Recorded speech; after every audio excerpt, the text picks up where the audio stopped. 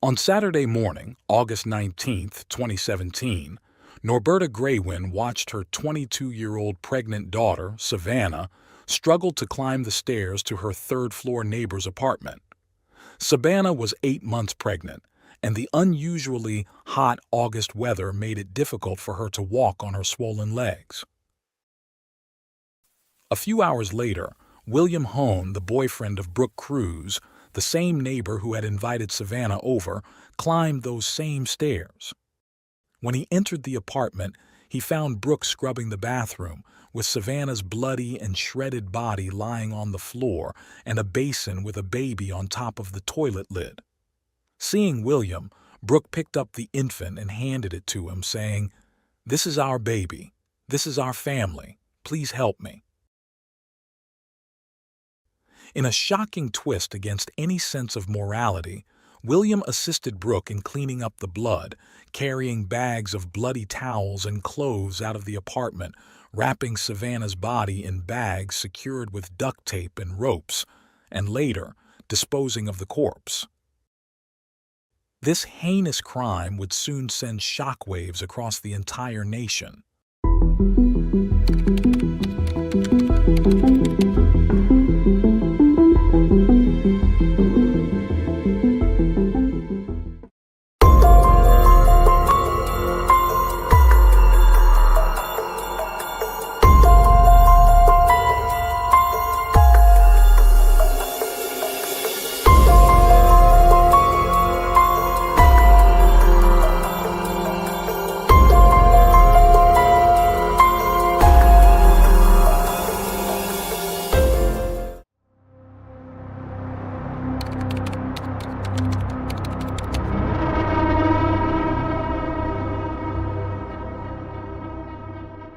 Savanna Greywind was born on August 9, 1995, in Belcourt, North Dakota. Her parents, Norberta and Joe Greywind, were Native Americans. She was a member of the Spirit Lake Sioux tribe. Shortly after Savanna's birth, the family moved to Fargo, but they returned to the reservation when she was 9 years old. Growing up in a vibrant, multicultural community, rich with colorful traditions, Savanna was immersed in nature and surrounded by the love of her family, which she valued above all else. This circle also included her grandparents and 3 siblings. Savanna was a horse enthusiast with a caring soul and was known as a committed student with average performance at Warwick Public High School. It was during her studies there that she met Ashton Matheny, who, like her, was a member of the Spirit Lake Sioux tribe. Their romance quickly blossomed, and by 2010 they were certain they had found the love of their lives. Though they dreamed of starting a home together, it was still early. However, Ashton's daily interactions with Savanna gave him a glimpse of her maternal instincts, as she adored children, particularly her nephews, whom she helped raise with great joy. Later, Savanna attended the Lakes Region State College and earned a degree as a certified nursing assistant, which led to employment at a senior care home. When the home was acquired by a large American company, she was transferred to Fargo in January 2016. To keep Savanna company, her entire family moved to Fargo, renting a modest ground-floor apartment. At that time, Ashton lived and worked in Minneapolis, about 270 miles away, making efforts to visit her regularly. During these visits, they discussed saving money to eventually move in together. In the apartment above Savanna's lived the couple Brooke and William. Brooke, born on July 4, 1979, had a troubled past despite growing up in a normal family in Florida. She was always a problematic young woman, and her relationships over the last 2 decades showed she was obsessive, had poorly controlled aggression, and a knack for intimidating people. At 17, in 1995, Brooke gave birth to a daughter from her relationship with Aaron Edwards. After becoming a mother, she worked as a pet store animal technician and a sales representative. However, One day she left the state without explanation, abandoning her husband and daughter. She then led a life on the fringes of the law, ending up imprisoned in Missouri for passing bad checks, and later in Texas for violating parole while working as a waitress in a Chinese restaurant. When her daughter turned 14, Brooke had some virtual conversations with her through a social network, maintaining brief contact, always behind Aaron's back, who hadn't heard from his ex-wife since she left. Throughout those years, Brooke had numerous lovers, which she boasted about until she remarried in 2006, this time to Carl Cruz, a carpenter from Minnesota. The couple had 2 children, and Brooke worked as Carl's administrative assistant.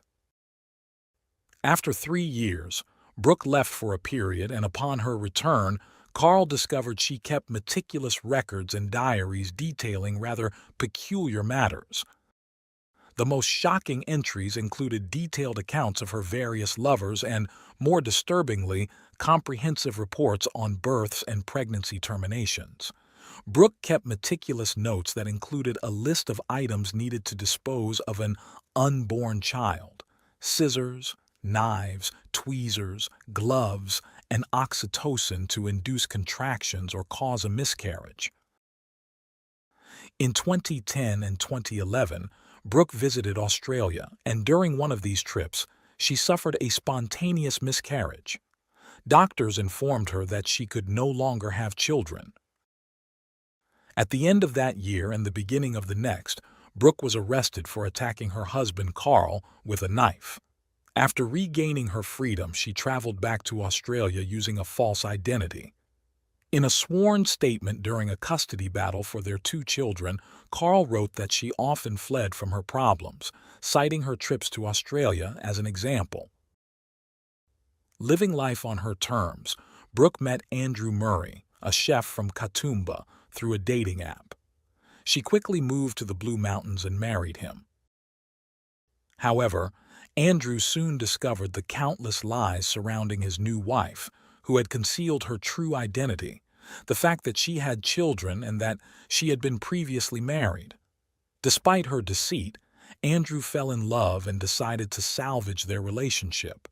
He stood by Brooke's side but soon grew uneasy about her obsession with real-life crimes. Brooke's fixation on criminal psychology and famous criminals became her sole reading material and favorite conversation topic. Initially, Andrew saw it as a peculiar but harmless hobby, but his perspective shifted when she began threatening him. Andrew became alarmed as her behavior grew increasingly aggressive. He suggested she return to the United States to care for her children, but this only worsened the situation. Brooke threatened to report him to the authorities and attempted to terrorize him, making him believe the police were after him. Exhausted by her delusions, Andrew went to the nearest police station, offering to cooperate with the authorities, as he had nothing to hide. The officers informed him there were no charges against him, and suggested something was wrong with his wife. Andrew recounted the torment he endured, including threatening texts and immigration documents with false names. 6 months and 10 days passed from Brooke's arrival in Australia until her return to the United States in October 2012. Back in the U.S., Andrew maintained contact with Brooke for 2 weeks, contemplating a move to reconcile their marriage. However, he soon realized it was futile. Concerned by her erratic behavior, he alerted the Fargo police about the potential danger she posed. However, the police seemed indifferent to his warnings. Eventually, Andrew severed ties with Brooke and moved on. Back in the U.S., Brooke engaged in a prolonged custody battle with Carl for their 2 children. Around the same time, in late 2012, she began a relationship with William, a few years younger than her. Details about William's background are sparse, but it is known that he had recently completed a sentence for child neglect and abuse after bringing his son to the hospital in January 2011 with fractures near his right ear. The whirlwind romance led Brooke and William to move into an apartment in the same Fargo building where Savanna's family lived. William, blinded by what he believed to be an unbreakable love, dreamed of building a home and family with Brooke.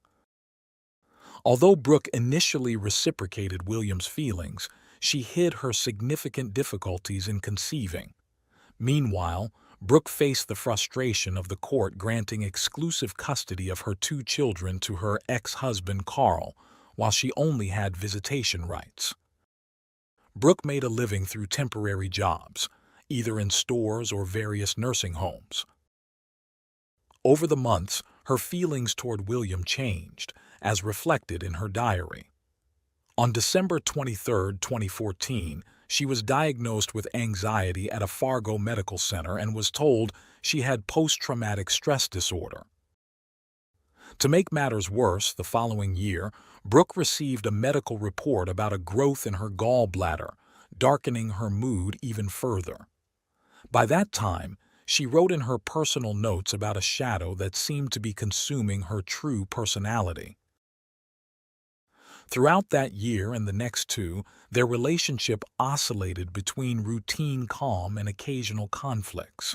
Given the tragic events that later unfolded, investigators believe Brooke was likely seeking a solution to fulfill her desire to be a mother again and to prevent William from leaving her.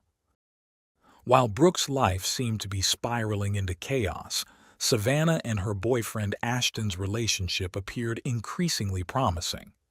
At the beginning of 2017, they received the wonderful news that they were expecting their first child. The family's jubilant reaction to the news only heightened the couple's excitement for their bright future. Ashton doubled his efforts to achieve their long-awaited independence and marriage. In the fall of 2017, the doctor informed them they would have a girl, filling them with joy. Around that time, their upstairs neighbor, with whom Savanna's family had only a courteous relationship, approached the pregnant young woman with an invitation to smoke an illegal substance. Savanna refused and immediately informed her family about the absurd proposal, especially given her advanced pregnancy. From that moment, Norberta and Joe, Savanna's parents, viewed Brooke and her boyfriend William with suspicion. Saturday, August 19, 2017, began like any other day. At 22 and in her 8th month of pregnancy, Savanna looked radiant but understandably tired. She eagerly awaited her baby's due date. Shortly after noon, Brooke called Savanna to her apartment for help with sewing, explaining she needed her to try on a dress. Despite her distrust, Savanna agreed to help. Once inside, Brooke became hostile, accusing Savanna of mistreating her cats. At 1:30 p.m., Ashton sent a message to Savanna, which went unanswered. Suddenly, the 2 women engaged in a physical fight and Savanna fell, hitting her head. The impact left her unconscious and Brooke took the opportunity to fetch a knife. Using the sharp object, Brooke performed a cesarean section without medical knowledge, driven by her desire to steal the baby. In excruciating pain, Savanna tried to rise and saw in horror as Brooke removed her baby and placed her in a bathtub. Without proper medical attention, Savanna was severely weakened from profuse bleeding, and soon after, her heart stopped. Worried for his daughter and suspicious of the strange neighbor, Joe knocked on Brooke's door but received evasive responses. The details of William's involvement in the crime vary, with investigators debating 2 scenarios. In the first, William arrived after Savanna's tragic end. In the second, upon discovering the bloody scene, William tied a rope around Savanna's neck to ensure she had no signs of life. According to the reconstruction of events, what is certain is that Brooke showed the newborn to William, declaring they finally had a family. William then cleaned the crime scene, gathering all evidence including shoes and blood-stained towels, and disposed of them far away. The couple discarded Savanna's body in the Red River on the outskirts of Fargo, near the Minnesota border. Meanwhile, Savanna's family, desperate after countless unanswered calls to her phone, reported her disappearance that same Saturday afternoon. Officers arrived at their home at 5 p.m. and, after a brief conversation with Norberta and Joe, learned where Savanna was last seen. They immediately went upstairs and knocked on Brooke and William's door. The initial visit by the police to the apartment revealed nothing suspicious, so they left. However, a few hours later, still with no news of Savanna's whereabouts, the officers returned to Brooke and William's apartment for further questioning. Meanwhile, investigators interviewed Ashton, whose alibi was corroborated the next day. Consequently, on Sunday, August 20, 2017, the police visited the couple's residence for the third time. Despite Brooke and William sticking to their story and no incriminating evidence being found, the officers left empty-handed once again. Ashton took matters into his own hands, dedicating every moment to informing locals about the case and asking for their help in finding Savanna. During those anguished hours, the soon-to-be father couldn't stop replaying his last conversation with his girlfriend in his mind, hoping to find a logical explanation for her mysterious disappearance. Determined to follow the only viable lead, the timeline of events, the police took William to the station for an interview. He did everything he could to handle the situation. Meanwhile, back home, both he and Brooke had to care for the newborn, which involved buying necessities for feeding and clothing her. They also began informing their acquaintances that they had become parents, news that quickly reached the investigating officers. Suspecting that Savanna might be held captive somewhere, the police started tailing the couple. Finally, on Tuesday, August 22, 2017, the police raided Brooke and William's apartment. After moving the sofa that had been placed against the door to block entry, they found a chaotic scene. On the bed, they discovered a newborn baby, just a few days old, who was immediately taken to the emergency room. Though Brooke refused to answer the police's questions, both she and William were taken to the station. There, William revealed that when he arrived home that Saturday, Brooke was holding the baby and frantically trying to clean up the scene. His disclosures began to unravel the gruesome story. On Thursday, August 24, 2017, Brooke and William were formally arrested and charged with conspiracy to commit murder, conspiracy to commit kidnapping, and providing false information to the police. Fortunately, the baby was in good health. Genetic tests would later provide crucial evidence against those who took Savanna's life. 3 days later, Savanna's lifeless body was found on the banks of the Red River, wrapped in plastic and adhesive tape. The subsequent autopsy revealed she had been a victim of homicidal violence, though it was unclear whether she died from blood loss or airway obstruction. Genetic tests confirmed that the baby was indeed Savanna's. The child was placed under the care of the county social services and later given the name her biological parents had chosen. Ashton shared an adorable photo of himself holding the baby on social media, a moment of overwhelming joy amidst the tragedy. A candlelight vigil in memory of Savanna was held on the evening of Wednesday, September 6, 2017.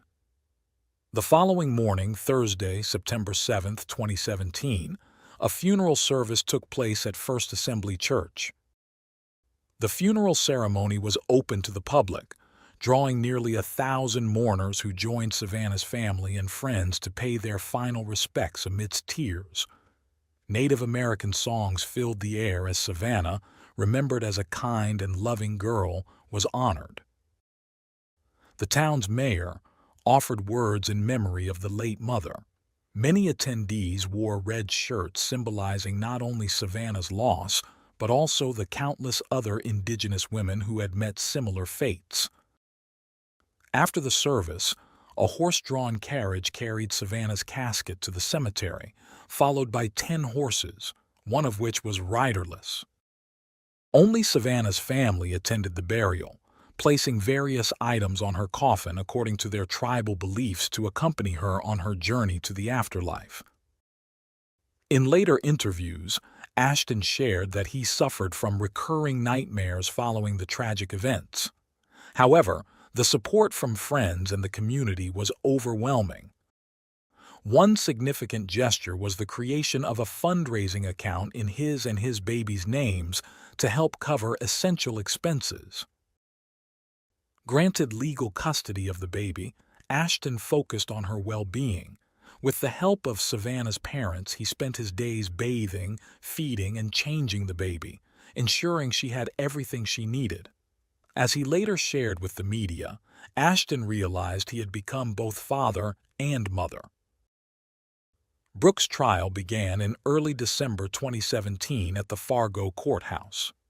At 6 months old, Savanna's baby was seen in her father's arms during the hearings, where Ashton learned in detail the twisted circumstances of Savanna's death.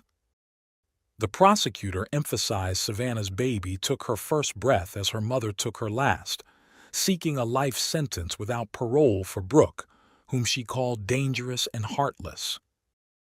Brooke's attorney requested life with the possibility of parole, arguing that in his 38-year career, he believed everyone could change, pointing to Brooke's acceptance of responsibility. In February 2018, at the sentencing hearing, moments before the judge announced the verdict, Brooke apologized to Savanna's family for the pain she had caused. She acknowledged there was no excuse or way to undo her actions. Ultimately, Brooke was sentenced to life without the possibility of parole for the crime against Savanna. William, having accepted a plea deal and cooperated fully with the investigation, avoided charges of conspiracy to commit murder and to take the baby. Instead, he faced lesser charges of conspiracy to kidnap the baby and providing false information to investigators. However, the judge designated William as a particularly dangerous offender due to his prior conviction for child neglect and abuse, increasing his sentencing possibilities from 20 years to life imprisonment. During his sentencing hearing, William expressed deep remorse.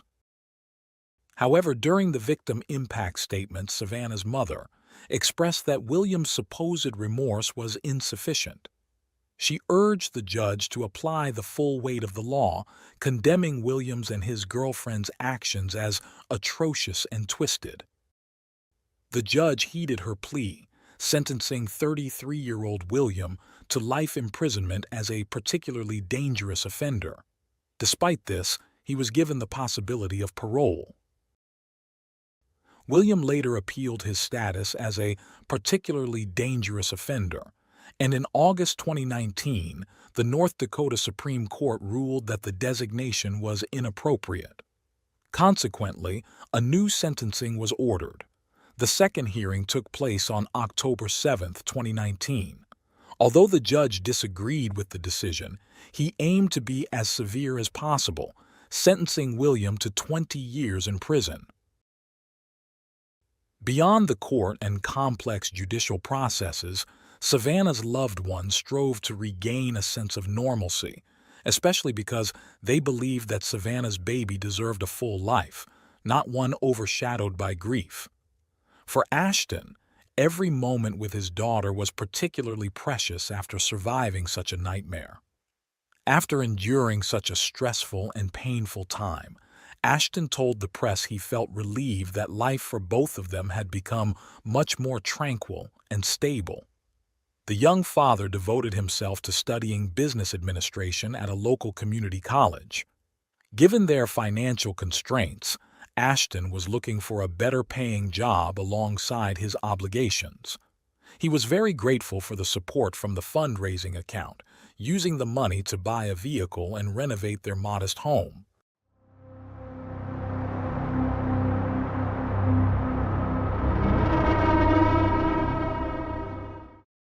Thanks for tuning in to Unreal True Crime.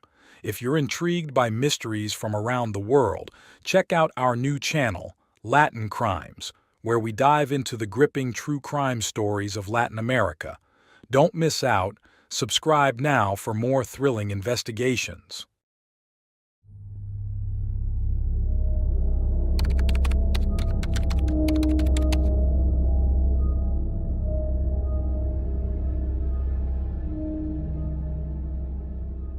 In 2014, during a routine traffic stop in Smith County, Mississippi, an incredibly disturbing case came to light. The police were drawn to a truck due to a strong odor emanating from it. As the officer asked the driver for his paperwork, he observed that the man appeared anxious and confused. The vehicle reeked of decay, and upon further investigation, the driver was identified as 37-year-old Timothy Jones, Jr. The situation became even more concerning when the officers learned that Jones had 5 children. Yet, the truck was empty, containing only some clothing items. When asked about his children, Jones initially denied having any, then changed his story, claiming he had 3 children who were supposedly in South Carolina. This inconsistency raised suspicions, prompting the officer to detain Jones for further questioning. What they discovered rendered them speechless.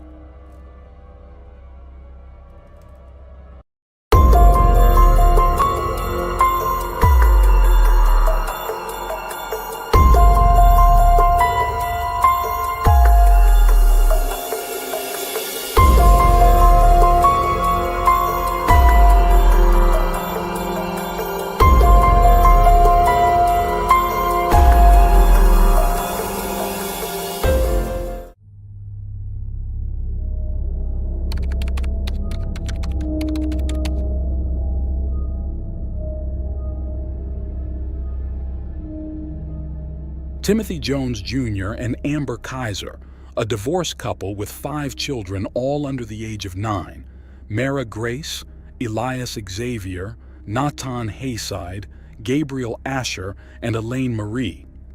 They lived in Lexington, South Carolina. When Amber met Timothy, she was drawn to his world and felt connected to him and his lifestyle. They were teenagers when they met and married very young. Timothy attended school in Mississippi while Amber focused on homemaking. From a young age, Timothy witnessed his mother's mental health deteriorate due to schizophrenia. She eventually required constant care and left home to work in intimate services, with his family telling Timothy she had simply gone far away and abandoned him. His father, Timothy Jones Sr., who was 20 at the time, moved with Timothy to his grandmother's house, where he was exposed to domestic violence, substance abuse, and alcohol. Despite his tough upbringing, Timothy showed a talent for numbers, solving math problems with ease, and could disassemble and reassemble computers to make them faster. He seemed to have a natural understanding of how machines worked. However, things changed when Timothy reached adolescence and began hearing voices at the age of 10. By middle school, he had started using drugs and drinking excessively. At 15, he suffered a traumatic brain injury in a car accident, which affected his frontal lobe, the brain area controlling impulses and linked to psychopathy in various studies. After the accident, Timothy's behavior became erratic and stubborn. He was also very jealous of his father, feeling that anyone who had a relationship with him took away his father's attention. Over time, Timothy believed his father didn't love him and feared he would end up abandoned.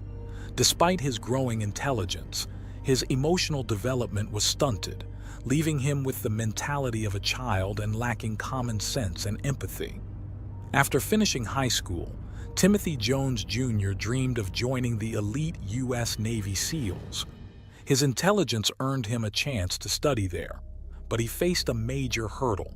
He lacked athletic talent and discipline, lasting only a few weeks in training. Often found crying out of frustration, he struggled to keep up with the rigorous demands.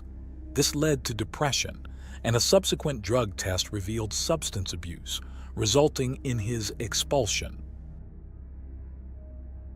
In 2000, Timothy began associating with individuals involved in bad things. One day, the police found him in possession of illegal substances and discovered he had been writing checks in his father's name. The police warned Jones's father that he had to press charges against his son or face arrest himself. In 2001, Timothy Jones Jr. was sent to a labor camp in an Illinois state prison for a year. Upon release, he seemed transformed, having found religion as a guiding force in his life. He memorized significant portions of religious texts and aspired to live strictly by them. Jones met Amber, the mother of his children, while they both worked at an amusement park in Chicago. After some time, in 2004, he invited her to his Pentecostal church. Within weeks, they decided to marry, adhering to the church's expectation for immediate marriage. Amber was 19 and Timothy was 22. Soon, Amber realized the church's strictness. Women couldn't cut their hair, wear pants, makeup, or jewelry, and Timothy believed that women should be submissive to their husbands, be fruitful, and multiply. Timothy was deeply religious, dedicating himself entirely to the church. Many advised him against taking the Bible literally, but he remained steadfast. The young couple quickly had 3 children, Mara, Elias, and Natan, each born a year apart. With their growing family, they moved to Mississippi, where Timothy eventually graduated with highest honors from the state university, earning a degree in computer science and engineering. Timothy Jones Jr. managed all of this while being married, having children, and working various jobs. His family couldn't have been prouder. Tim was truly a remarkable genius with a promising future. Everything seemed to be going well for him. He landed a job as a computer chip manufacturer at Intel, which Amber saw as their ticket to a better life. After living in student housing in Mississippi, they dreamed of raising their 3 children in a bigger house and even considered hiring a nanny. Unfortunately, things didn't go as planned.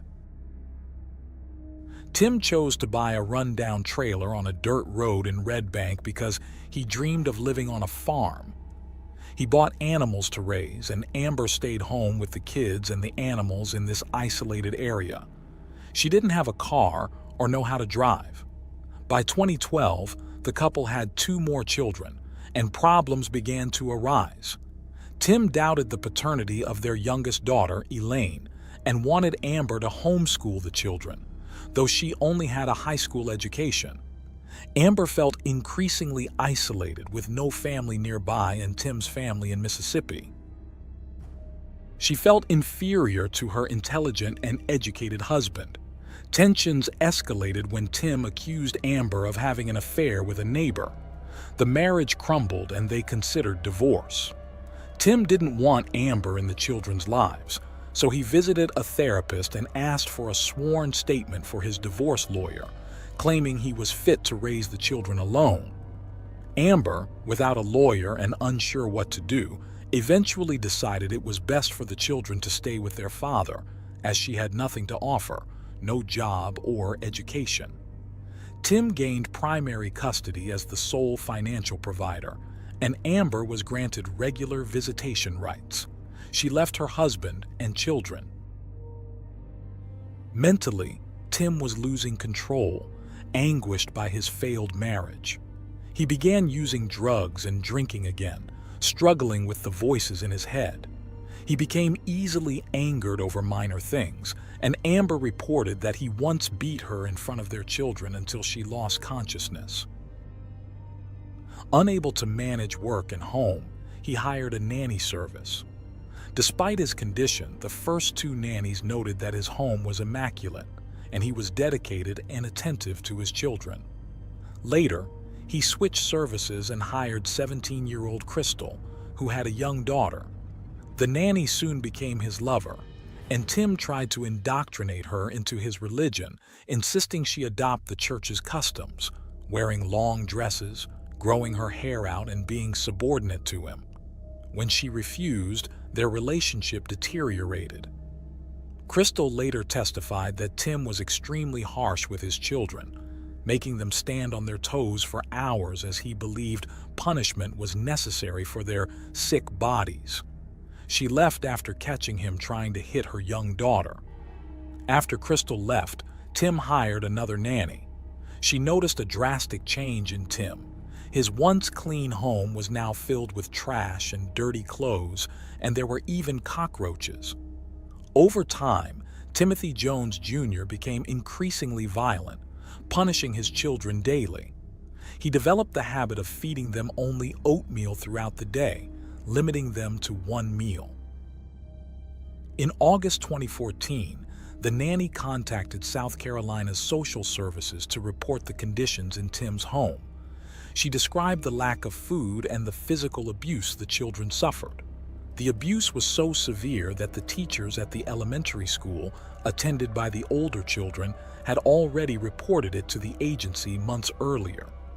The agency had previously required Jones to sign a written promise never to mistreat or hit his children again, as they often arrived at school with bruises. When asked about the injuries, the children said their father would grab them by the neck and slam them against the wall. On the afternoon of Thursday, August 28, 2014, Tim picked up his 3 older children from elementary school, then his 2 younger ones from the nanny. Around 7 p.m., Timothy got angry about some broken outlets in their mobile home. He questioned his 6-year-old son, Natan, about the damage. When Natan said he didn't know, Timothy forced Natan to do push-ups, squats, and other exercises before having him repeat the circuit over and over again. Whenever Natan would slow down, Timothy would whip him with a belt. While Natan was being punished, Amber, Tim's ex-wife, called to speak with her children. The calls were logged at 7 o'clock, 7:02, 7:05, and 7:09, until Timothy finally answered at 7:10. During the call, Natan told his mother about the punishment for the broken outlets, saying it was an accident. Enraged, Timothy ended the call, telling Amber to stop protecting the boy. After hours of torture, Natan was exhausted, dehydrated, and begging for it to end. He collapsed, putting an end to it all. Timothy carried him to bed and left him alone without water or aid. Phone records show that Amber tried to call back 8 more times. At 8:30, Timothy searched for an explicit scene from the movie American History on YouTube, despite knowing his son was already unresponsive. Around 1 a.m., Jones took his 8-year-old daughter, Mara, to a local convenience store to buy 10 packs of cigarettes. Upon returning home, he grabbed Mara and began to strangle her. Next, Timothy went to his 7-year-old son, Elias, and did the same thing. After that, he removed his belt and went to Gabriel, who was 2, and Elaine, who was 1. He placed the belt around their necks and pulled until they stopped breathing. Seeing that none of the children were moving, he took their sheets and blankets, wrapped them separately, and placed them in the back seat of his car. On Friday, August 29th, Jones's father called him at around 7:43 a.m., but there was no answer. At 9:36, the nanny called, and on her second attempt, Jones answered. She asked if he would be dropping the younger kids at daycare, and he told her not to worry, saying he would take them next week, mentioning that they were out and would return by Tuesday. That morning, he drove from place to place. Between noon and 2 p.m., he searched online for drugs out of state.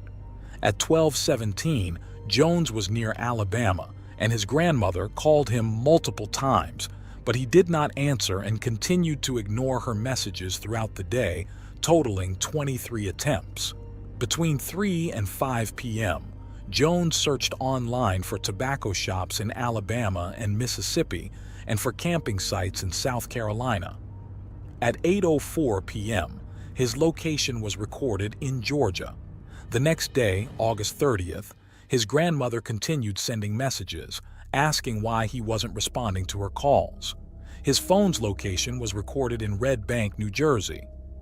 On August 31st at 10:08 a.m., Jones searched the internet for camping stores and RV parks in South Carolina landfills, Lexington County landfills, and animal services, in addition to 2 songs. At 4:54 p.m., the nanny texted Timothy Jones Jr. to remind him to bring diapers when he dropped off Gabriel and Elaine on Tuesday. An hour later, he replied, saying he had left South Carolina with the children to start fresh, and asked her to clean the mobile home, offering her to take whatever she wanted from the belongings he left behind. His ex-wife called him at 7 p.m., but he did not answer. On September 1st, he was driving from place to place. The next morning at 10:35, he searched the internet for body in landfill, how to make muriatic acid, camping near Colombia, countries with no extradition laws, and facing legal problems, where should I run? Throughout the day, he received text messages from the nanny informing him she had cleaned the mobile home. His boss at Intel also messaged him, asking if he was coming to work. At around 6 p.m., Amber called, but he did not answer. On the morning of September 3rd, a co-worker called twice without getting a response. Later, Timothy was captured on surveillance video at a well-known store, buying a saw, muriatic acid, garbage bags, a 5-gallon bucket, and goggles. At 3:37 a.m., he searched online for Tim Jones's missing children. His location was recorded in Charleston, South Carolina. At 6:33 a.m. on September 4th, he was seen at a bank, depositing a check for $3,518. The next day, September 5th, his location was tracked to Louisville, Georgia. His phone was only turned on once that day. On the morning of September 6th, Jones placed the decomposing bodies of his children in black plastic garbage bags and left them in a clearing along a forest road in a rural area in Alabama. This was recorded at 9:14 a.m. The bodies had been in the back seat of Timothy Jones Jr.'s vehicle since August 29th. By 7 p.m. on September 6th, he was stopped at a traffic checkpoint in Smith County, Mississippi. A police officer approached the vehicle and noticed a putrid odor emanating from inside. Additionally, the carpet appeared to be stained with bleach, as if it had been recently cleaned. The sheriff requested Jones's identification and the car's registration.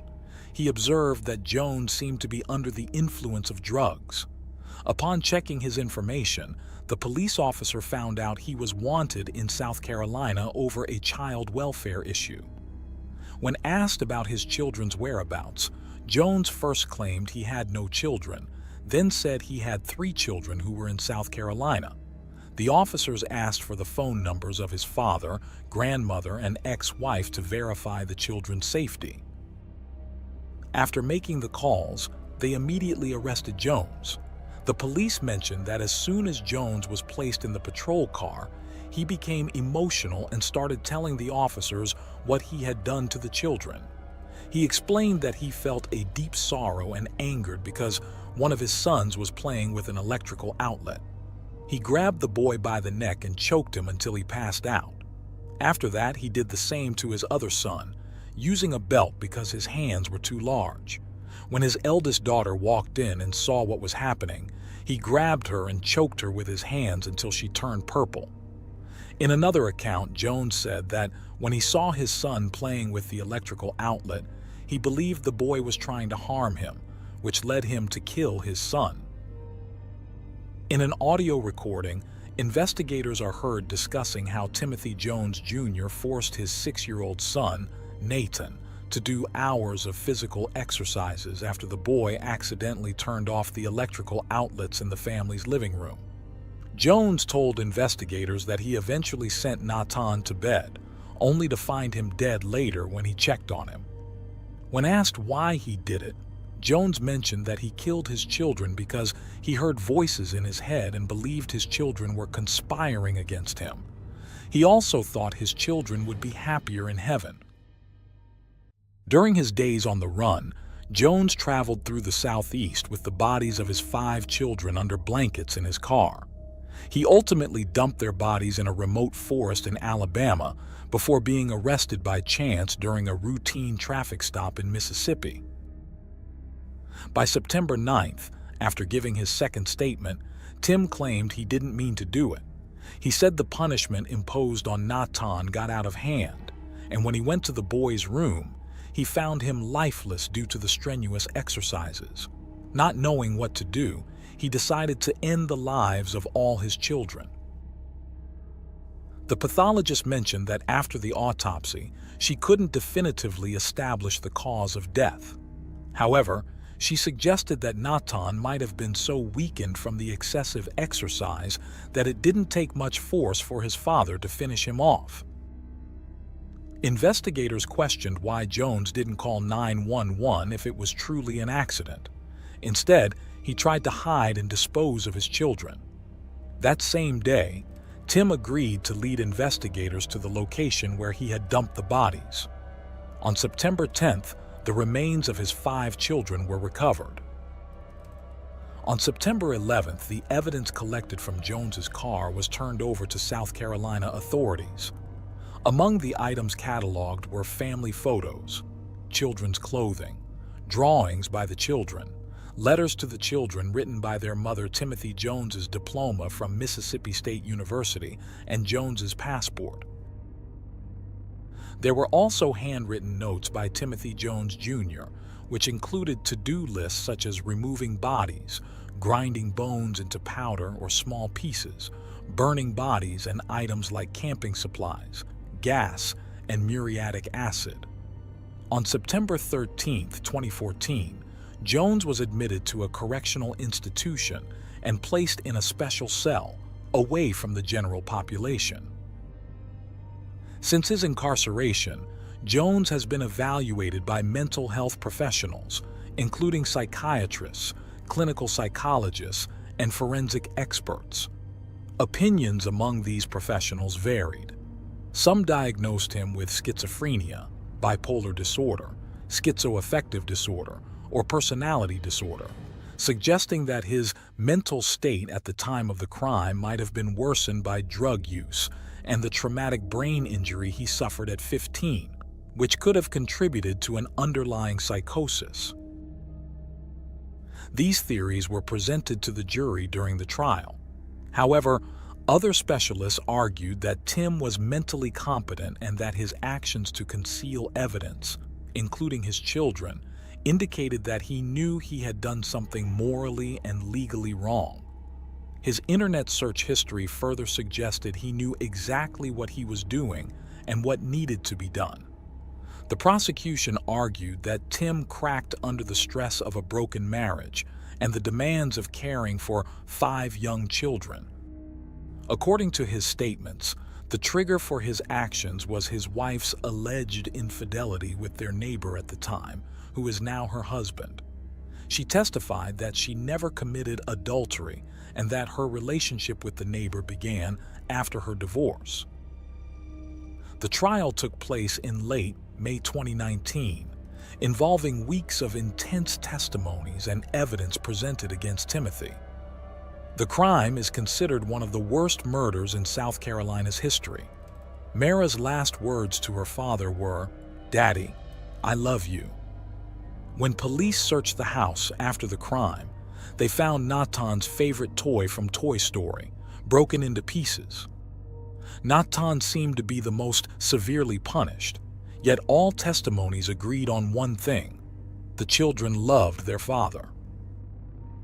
On June 13, 2019, after 2 hours of deliberation, Timothy Jones Jr. was sentenced to death.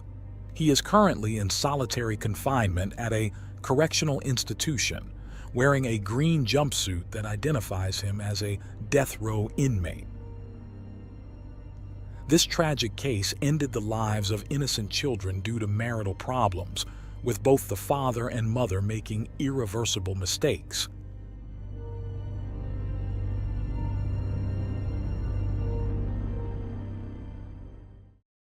Thanks for tuning in to Unreal True Crime. If you're intrigued by mysteries from around the world, check out our new channel, Latin Crimes, where we dive into the gripping true crime stories of Latin America. Don't miss out. Subscribe now for more thrilling investigations.